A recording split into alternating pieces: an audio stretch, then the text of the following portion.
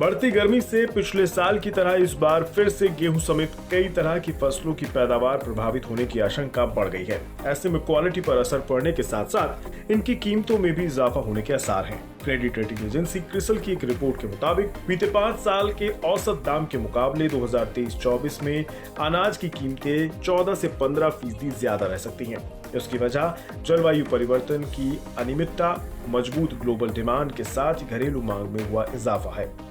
ऐसे में कारोबारी साल 2022-23 के अप्रैल के आगाज के साथ जारी अनाज की कीमतों में तेजी का सिलसिला आगे भी जारी रह सकता है।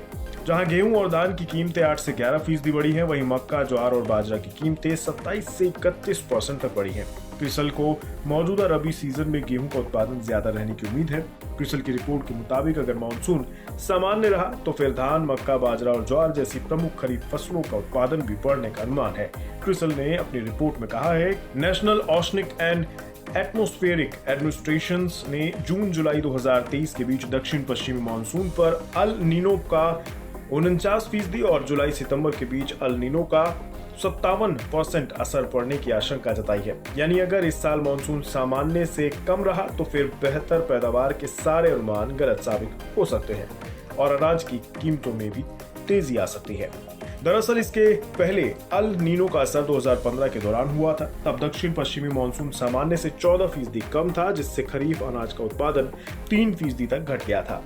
वहीं इस साल सभी प्रमुख गेहूं उत्पादन क्षेत्रों में फरवरी के पहले हफ्ते के दौरान अधिकतम तापमान पिछले 7 साल के औसत से ज्यादा रहने से इससे उत्पादन पर असर पड़ने की आशंका है।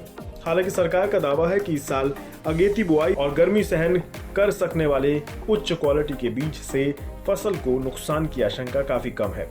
इस साल गेहूं का रिकॉर्ड 11.21 करोड़ टन उत्पादन का अनुमान है। पिछले साल कुछ राज्यों में लू की वजह से गेहूं का उत्पादन 10.77 करोड़ टन ही रहा था। ऐसे में अब गर्मी से गेहूं की फसल के बेअसर रहने के साथ ही सामान्य मॉनसून से बम्पर खरीफ का उत्पादन होने पर ही अनाज के दाम कंट्रोल किए जा सकते हैं।